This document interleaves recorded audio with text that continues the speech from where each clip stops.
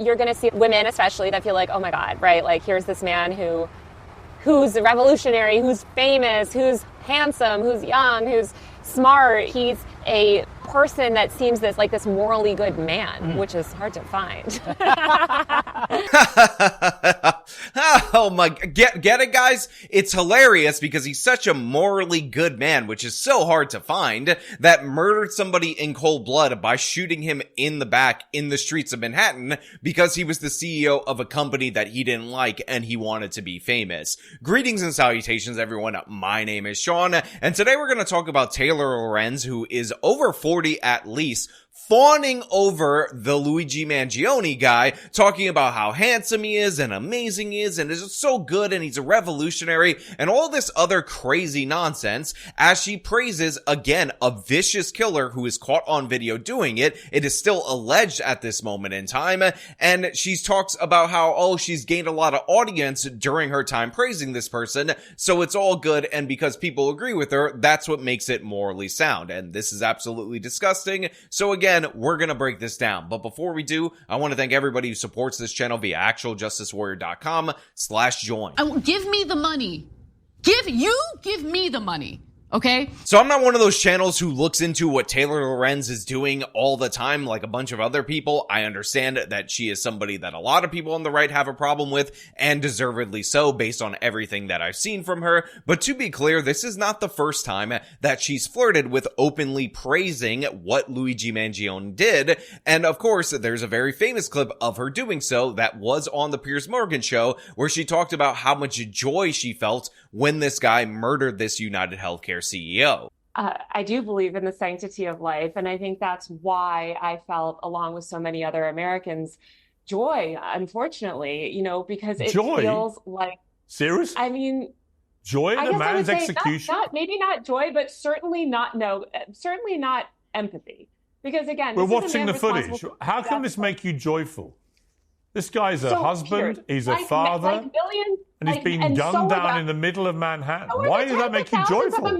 So again, I am not surprised in any way, shape, or form to see her doubling down on this, and to see her pandering to all the people who find Luigi so sexy that they gotta show up to his court dates and try to write letters of love and support to him, even though what he did was commit a horrific murder. Again, allegedly, because he has yet to be convicted. But I find this especially ridiculous because Taylor Lorenz's other most famous clip, in my opinion, is her going on TV and complaining about how all these people, these online harassers, they go after her, and they might even be willing to direct violence at her just because they disagree with her. And then again, she cried during that segment. You feel like any little piece of information that gets out on you will be used by the worst people on the internet to destroy your life.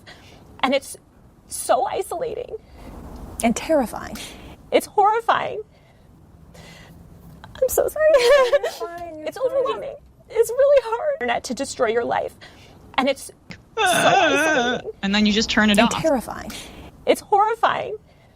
I'm so sorry. It's overwhelming. It's really hard. So yeah, you take this person right here who thinks that you guys should be censored if you disagree with her, because you might in the abstract encourage people to go after her. That might lead to potentially violence down the road for her, which, by the way, I would completely denounce if that were to occur, because obviously violence is not how we engage with our political system. But if somebody actually does commit violence, then Taylor Lorenz will go all over television, go on all these different various shows, write multiple different articles about how he's so handsome, he's so famous, he's so morally good, he's a revolutionary, she's really turned on by him, and honestly, everybody else should kind of do the same thing that she did, even though that's objectively disgusting. Now, by the way, I want to make something clear because people got angry at me for pointing out that the left was very much in celebration of this. I am fully aware that there are people on the right that celebrate this murder, and I just want you guys to understand that even though you left me comments explaining your reasoning, my position still is You're 100% wrong. You are absolutely being ridiculous. And if you think that this is somehow justified because the healthcare system has a bunch of problems in it, which it does, everybody acknowledges that, then you're also not only wrong, but you're dumb as well, because guess what? This did not lead to any changes at all whatsoever in the healthcare system. And a lot of people point out that, oh, there was an issue with anesthesia and Blue Cross Blue Shield, and they ended up walking that back. And to be clear, those anesthesia rules were due to the fact that anesthesiologists were actually overcharging the insurance companies, and deliberately so. And this was something that Medicare and Medicaid actually addressed years prior, so that insurance company was just trying to align their policy with what Medicare and Medicaid was doing. It was not this secret attempt for the insurance companies to screw you over. In that particular instance, the providers were screwing you over. And by the way, it would be inappropriate to kill the providers for screwing you over because you were angry about that. One of my main issues about this idea that the healthcare system is bad and this guy refusing to pay through his company therefore justifies his murder is because there is no limiting principle right there. Can you kill the person who's your actual insurance adjuster that actually denies you as well? Can you kill the doctor that refuses to perform whatever procedure that you need or give you the prescription drugs that you might need because they won't do it unless they're paid by the insurance company? Again, nobody wants to define these lines because what they're actually doing is basically responding in a vicious, animalistic way, a gut reaction that has no reason, no limiting principle, and again, it is the height of moral depravity. And I think Taylor Lorenz exemplifies this absolutely perfectly. And if you don't like my assessment of this situation, my clear-eyed, reasoned assessment of this situation, then that's totally fine. We can agree to disagree, or you can get angry at it, leave me a nasty comment. It's not really going to bother me because, again, there's no rational explanation for the alternative position. And by the way, Taylor Lorenz perfectly exemplifies that. Hilarious to see these millionaire media pundits on TV clutching their pearls about someone standing a murderer when this is the United States of America, as if we don't lionize criminals, as if we don't have, we don't stand murderers of all sorts. So a couple of things right off the top that I think need to be made clear. First and foremost, I'm not a millionaire. I hope to be a millionaire someday, but I am clearly and obviously a thousandaire. But you know who is a millionaire because her parents are wealthy? Taylor Lorenz. You know who is a millionaire because his parents were wealthy? Luigi Mangione. You know who is a millionaire? Kyle Kalinske, Crystal Ball, Cenk's nephew. All these other different left-wing figures that are outright praising this individual are very much disproportionately millionaires. Bill Burr, multimillionaire, has made it absolutely clear that he's on the Luigi Mangione train. And again, I'm not saying that you are a millionaire if you end up supporting this murder. I'm just saying that the idea that, oh, the millionaires and billionaires are on one side and then the common people are on the other is absolutely false in every possible way. This is a very popular take. It is pandering to the worst impulses of a certain section of society. So yes, some people who don't have any ethics, who have risen to prominence in media, are going to endorse it. That's just a fact, regardless of whether or not they're a multimillionaire. In fact, you're more likely to hear their take that endorses this if they are a multimillionaire. As if we don't lionize criminals, as if we don't have, we don't stand murderers of all sorts, and we give them Netflix shows. Now, another thing that is a genuine red flag for me is the fact that you're having somebody who's a 40-plus-year-old woman talking like a 19-year-old, saying, oh, we stand the millionaires, we stand millionaires all the time, we give them Netflix shows, which again is also a red flag because the point of the Netflix shows typically, not all the time, some of them do get it wrong, is not to lionize the killer. It's actually to highlight the victims, highlight the terrible nature of their crime. And to be fair, a lot of current true crime documentaries are actually going out of their way to highlight the victims more so than other series have done in the past, and many of them actually pay the victims in order to use their story, or pay the victims' families in order to use their story, because we have like a different perception on how this media should go. That being said, yes, there are certain series that of course do glorify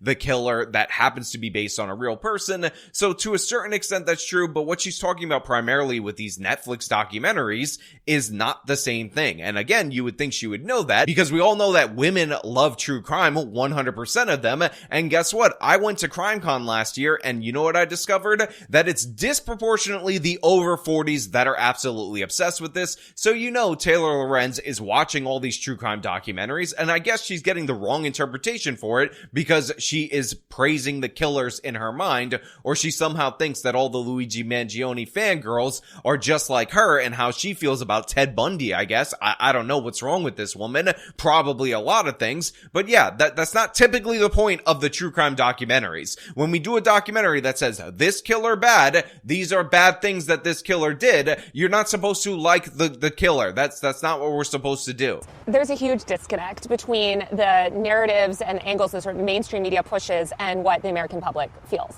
And you see that in moments like this. So she also says that there's a disconnect between the mainstream media and what the general American population think and feel. And again, considering Taylor Lorenz is a radical far leftist who thinks the evil orange man is the worst person ever and is one of those people who are like, I literally can't even imagine him being president of the United States only for him to win it twice. Yeah, that she would be a good example of one of those out of touch millionaire people that she was just criticizing. But get a load of this back end justification for her support of Luigi. And I can tell you, I saw the biggest audience growth that I've ever seen because people were like, oh, some journalist is actually speaking to the anger that we feel. So right here, she's like, well, if I'm not morally correct, if I'm not in the right, then why have I seen more audience growth since praising this murderer than any other time in my career? Why is that happening? Answer me that.